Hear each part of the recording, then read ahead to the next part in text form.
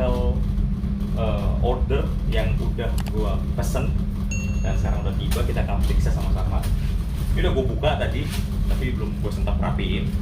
Jadi sekalian aja. Di sini kita bisa lihat, di sini ada medical protective clothing. Ini medical ada 10. Lalu kita ini disposable mask. Gue minta masker kemarin dan dikasih sama mereka. Sensi Max ada 200 pieces gue pesan untuk kru di atas kapal. Masker karena masker gua emang gue beli buat masker di atas kapal itu sisa 100 dan gue harus tambah lagi. Ini ada 200. And then ini ada vitamin C, Become C. Wah gila, gue kecil banget. Oh, kecil banget. Ini ada vitamin C, Become C. Gue pesen. Ini ukuran segini bro. Ini kru wajib minum. Apalagi di tengah pandemi ini COVID-19, kita harus baik-baik minum vitamin. Sebenarnya nggak banyak minum vitamin juga sih, kan ada buah-buahan, kita ada sayur-sayuran. Cuma ini sebagai tambahan aja. Become C, vitamin C. Ini ada tulisannya. Kalau kelihatan, ya, oke, Become C. Ada 100 tablet tapi kecil banget, gila. Oke. Then here is ini Ondan Sentron. Gua ada obat Ondan Sentron. Oke, Sentron. Lalu ada Become Set. Gue juga pesan vitamin Become Set. Ini dia. Mau temen lihat.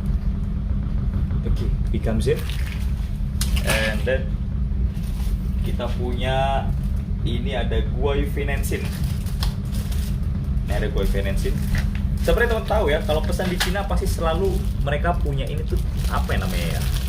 Sampelnya ya, bukan sampel, apa sih, tempat baca ini Cina semua. Makanya kalau kita nggak minta atau nggak dikasih tulisan yang kita mengerti, wah sumpah sih pusing sih, beneran serius.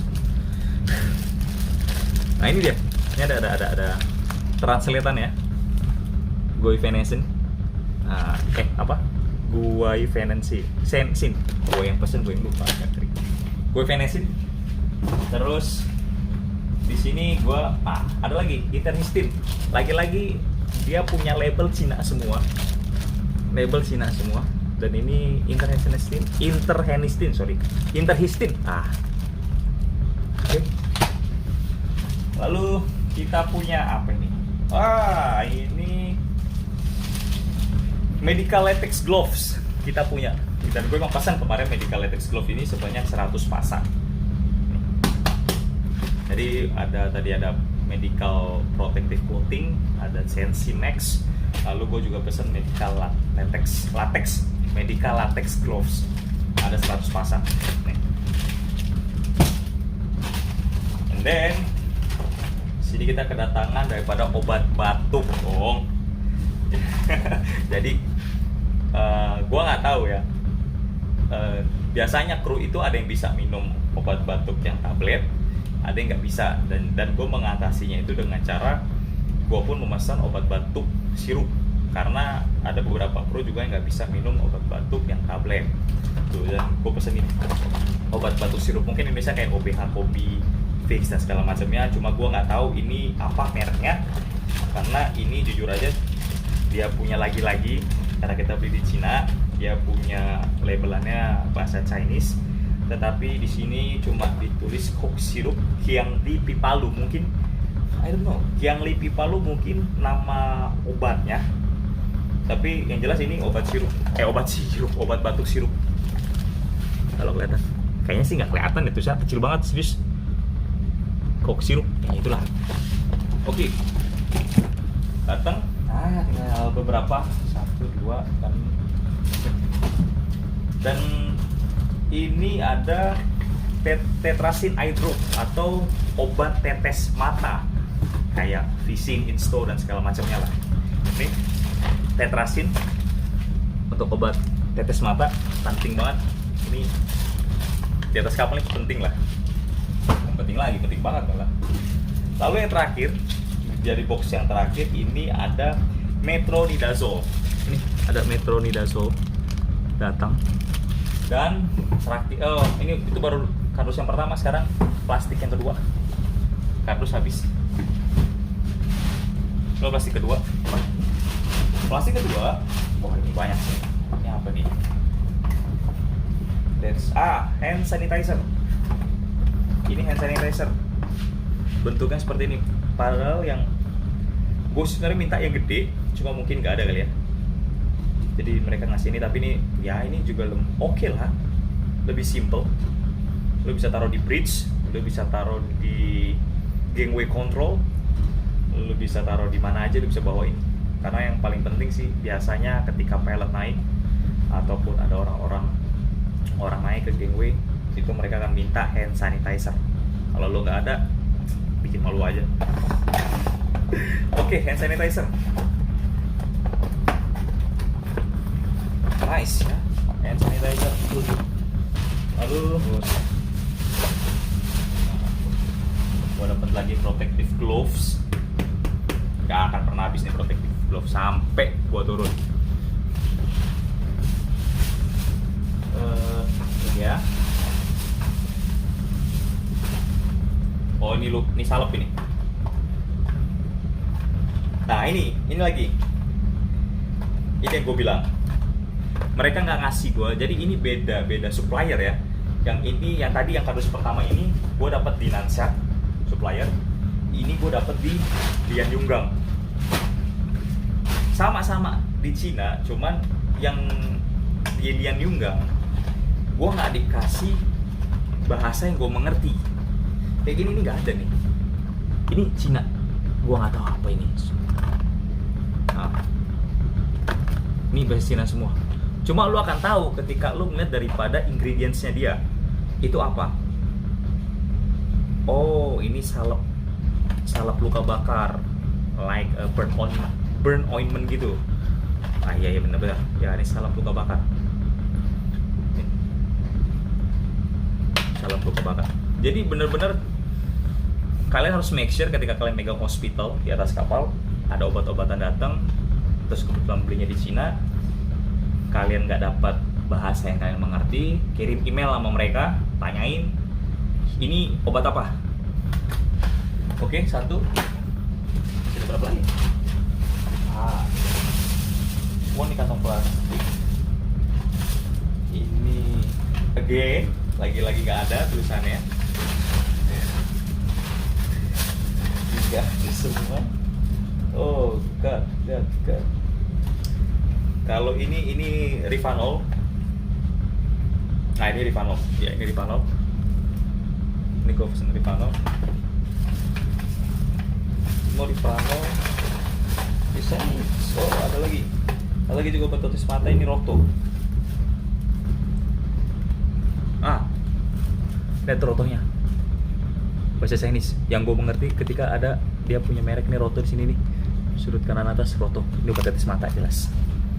Oke, itu aja obat-obatannya yang kita udah unboxing macam betul aja gue. Jadi kalau teman-teman mau lihat nih,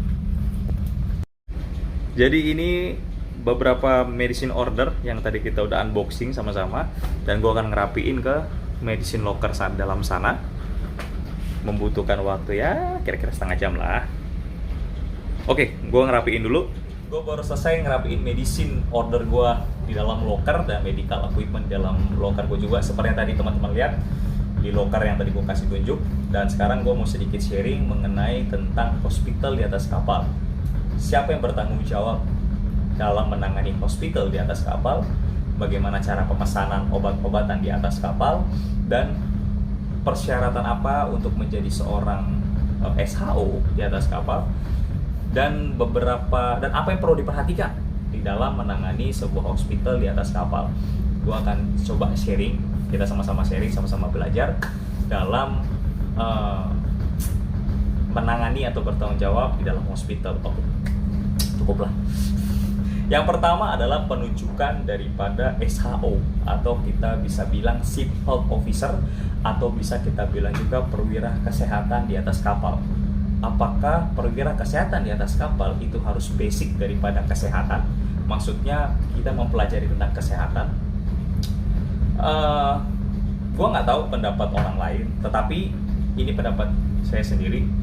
SHO di atas kapal itu basicnya bukan dari dunia kesehatan, tapi kita tetap sama-sama pelaut. Itu beda di kapal penumpang ya. Di passenger ship itu beda. Jelas passenger ship itu dia ada, kalau nggak salah namanya mantri. Nah, basicnya dari kesehatan. Tetapi ini di kapal kayak kapal gua, kapal kontainer, kapal bulk carrier, tanker dan segala macamnya. Itu kita nggak ada dokter, kita nggak ada mantri, kita nggak ada orang yang basic dari kesehatan. Ingat sekali lagi, yang gue membahas tentang kapal-kapal kargo, bulk carrier, kontainer, tanker dan segala macamnya. Kalau passenger ship itu dia ada yang namanya mantri, itu setahu gue, koreksi gue kalau gue salah. Dan di atas kapal gue sendiri, bagaimana cara untuk menuju perwira kesehatan, itu yang menunjuk adalah master atau kapten nakoda di atas kapal dengan memberikan letter of appointment for SHO atau Ship Health Officer. Nah, letter of appointment itu akan diberikan master kepada perusahaan bahwa perusahaan mengetahui SHO di atas kapal A, B, C adalah A, B, dan C, seperti itu. Dan bentuk letter of appointment-nya mungkin semua perusahaan basicnya sama, tetapi mungkin ya ada penyusunan yang berbeda, tapi basically semua sama lah dalam letter of appointment-nya. Jadi letter of appointment itu seperti ini. Ini letter of appointment for SHO dan ditandatangani oleh master, dan ini master yang buat. Gitu. Persyaratan atau persyaratan untuk menjadi seorang SHO, Ship Health Officer atau perwira kesehatan, yang pertama adalah memiliki sertifikat MEFA, Medical First Aid. Yang kedua adalah MC, Medical Care.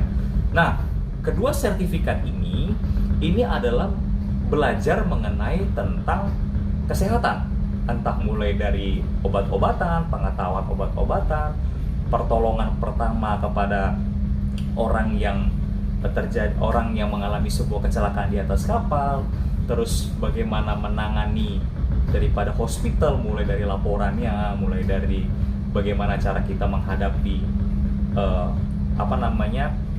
situasi keadaan yang genting ketika terjadi sebuah kecelakaan di atas kapal, dan segala macamnya banyak. Apalagi SHO ini sering dicari oleh custom untuk menanyakan obat-obatan, medicine order yang seperti apa, alat-alat kesehatan di atas kapal seperti apa, terus kebersihan daripada hospital. Nah, ini penting banget, kebersihan daripada hospital. Jadi ketika kalian ditunjuk sebagai SHO, kalian bertanggung jawab dalam kebersihan hospital. Jangan biarkan hospital kalian kotor. Waduh, itu makanan empuk bagi custom, itu khususnya kamar mandi. Hati-hati. Nah, oke, lewat skip. Tadi gue mau ngejelasin tentang SHO. Nah, kita diberikan pelatihan mengenai tentang kesehatan. Itu tadi 2 sertifikat tadi, MEFA dengan MC. Dan kapten pun akan menunjuk salah satu di antara officer untuk bertanggung jawab dalam menangani hospital. Mungkin bisa mulim 3 dan mulim 2. Dan setiap kapal berbeda tergantung daripada master memberikan jabatan SHO itu kepada siapa. Yang kedua, bagaimana cara kita memesan obat-obatan di atas kapal. Cara kita memesan obat-obatan di atas kapal atau cara bagaimana SHO memesan obat-obatan di atas kapal, yaitu dengan berpatokan kepada International Medical Guide for Ship. Itu ada bukunya. Jadi di atas kapal wajib memiliki International Medical Guide for Ship. Di situ kalian bisa tahu, kalian bisa mengetahui tentang bagaimana cara menolong orang pada saat mengalami kecelakaan kerja, pertolongan pertamanya seperti apa. Kalian bisa mengetahui tentang obat-obatan, fungsi dan kegunaannya masing-masing. Kalian bisa mengetahui daripada medical equipment, fungsi dan kegunaannya masing-masing. Obat-obatan apa yang perlu dibawa di atas kapal, peralatan medis apa yang perlu dan wajib yang berada di atas kapal. Dan itu semua tercantum di dalam buku International Medical Guide for a Ship. Jadi kalian bisa baca buku tersebut di atas kapal kalian. Dan kalau kapal kalian nggak punya dan ini kapal kalian perjalanan untuk ocean going, kalian wajib meminta buku itu kepada perusahaan. Lalu setelah itu ketika kalian memesan daripada obat-obatan kepada supplier kalian entah di negara manapun, jangan lupa pastikan kalian mendapatkan medical case certificate. Jadi di atas kapal saya ada 2 medical case certificate. Yang pertama itu pada saat saya memesan obat-obatan pada tanggal 4 September 2020 di Singapura, dan ini medical case certificate ini berlaku 1 tahun dan expire-nya daripada medical case certificate saya ini 4 September 2021. Ini yang pertama. Nah, seperti inilah medical case certificate. Nah, yang kedua, ini yang saya baru pesan tadi, obat-obatan yang kemarin saya pesan di Nansha.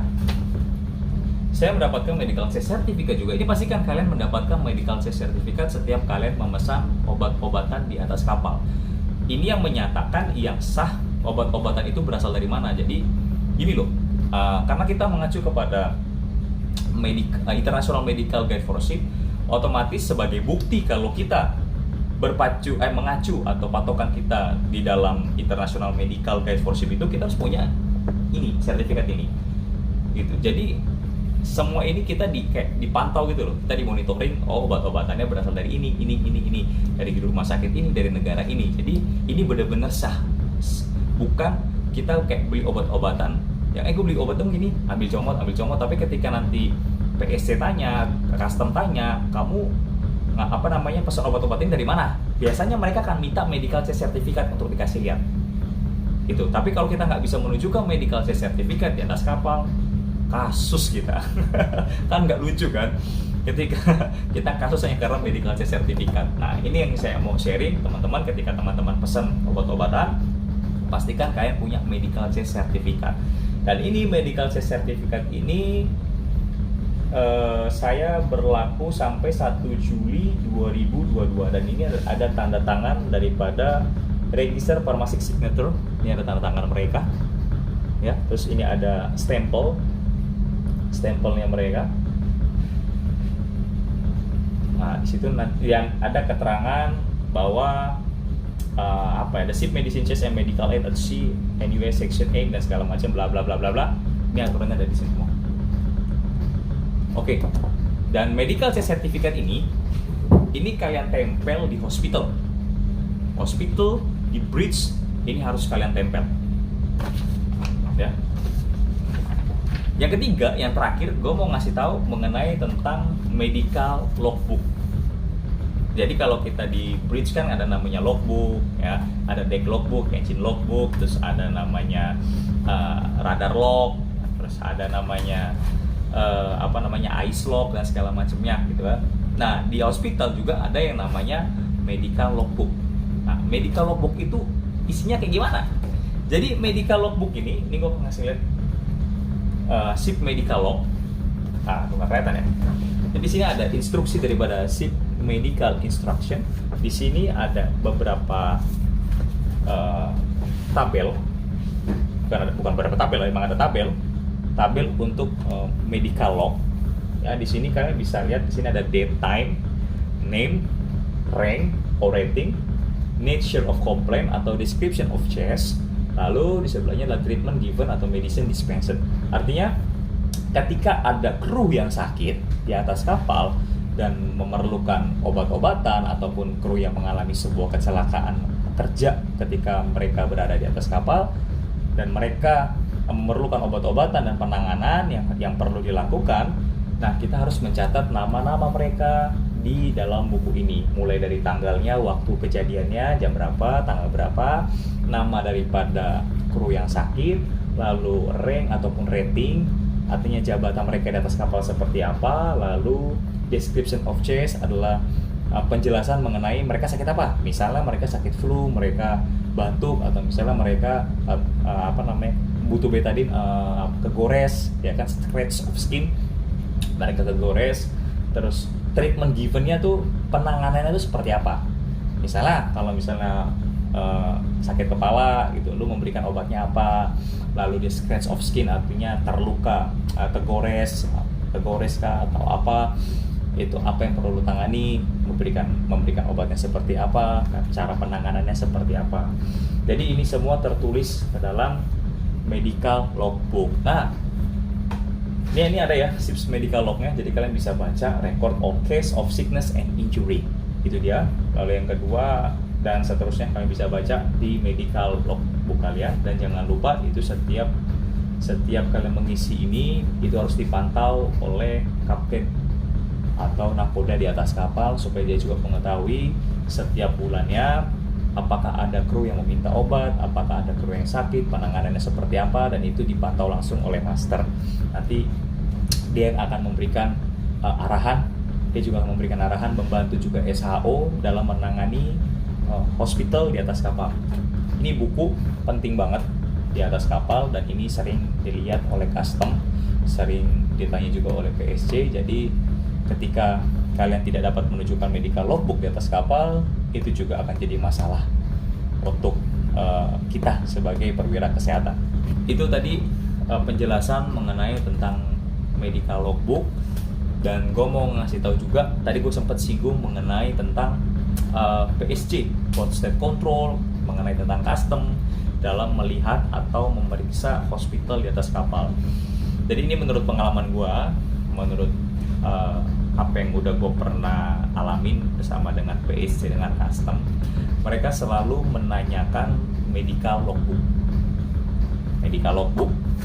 Mereka selalu menanyakan medical C certificate, tapi yang terutama itu mereka nyari medical C certificate, itu yang paling utama.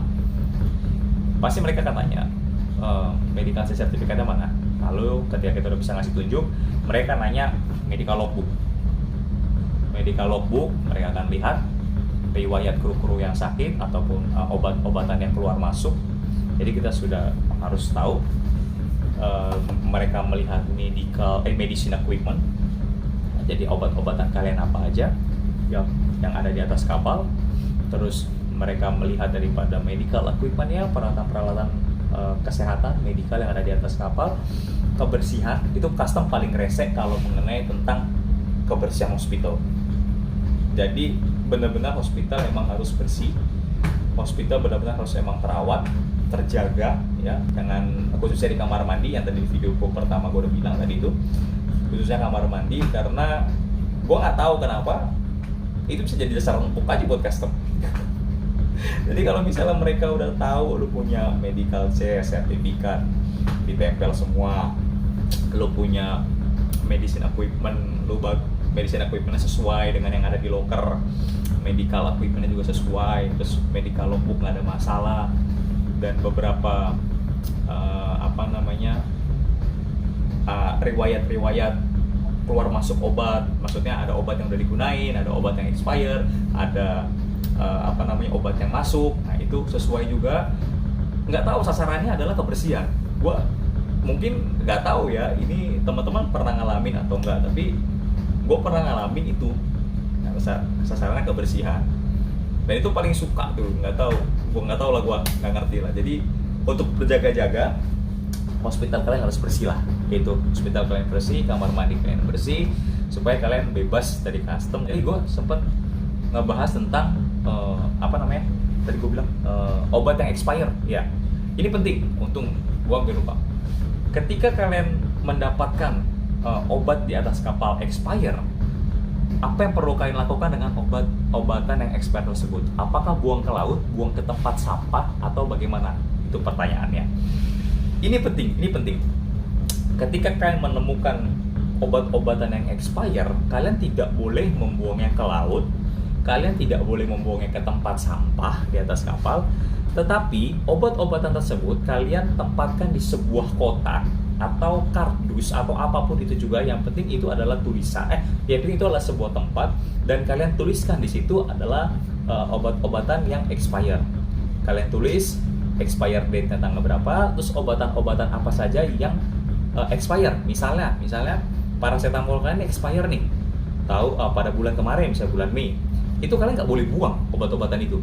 Kalian harus ambil obat-obatan yang expire, lalu kalian taruh di sebuah kotak atau apapun itulah, sebuah wadah. Nah, di situ kalian tulis di wadah itu expire date, medicine expire, Terus expired date, jenis obatannya apa, misalnya paracetamol, expired date-nya misalnya tanggal 05/05/2021. Nah, itu kalian tetap taruh di sebuah kotak, jangan kalian buang ke laut, jangan kalian buang ke tempat sampah. Kenapa? Kalian itu ada yang namanya medicine list yang kalian berisi tentang nama-nama obat-obatan kalian, tanggal masuknya tanggal berapa, expired date-nya kapan, dan itu setiap bulannya, dan kalian akan filekan.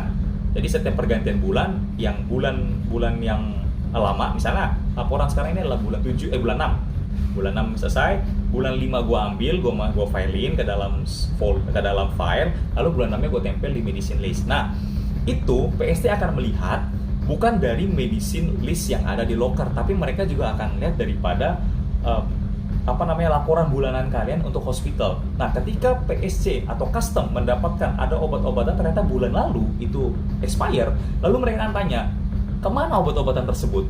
Kalau kalian nggak bisa menunjukkan obat-obatan tersebut, ya itu akan jadi masalah itu. Mereka akan, dan puji Tuhan saya belum pernah ngalamin seperti itu.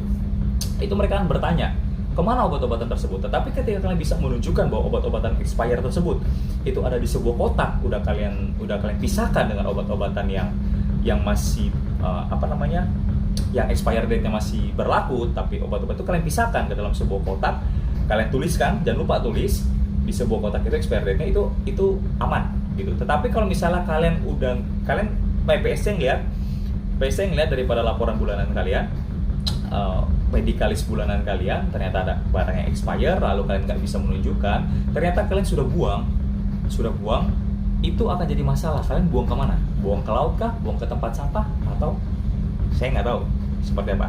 Cara membuang obat-obatan yang benar, jadi kotak yang tadi sudah kita siapkan, tempat yang tadi sudah kita tulis obat-obatan yang expire seperti apa, bla bla bla bla bla. Nah, misalnya udah lumayan banyak obat-obat tersebut, itu kita bisa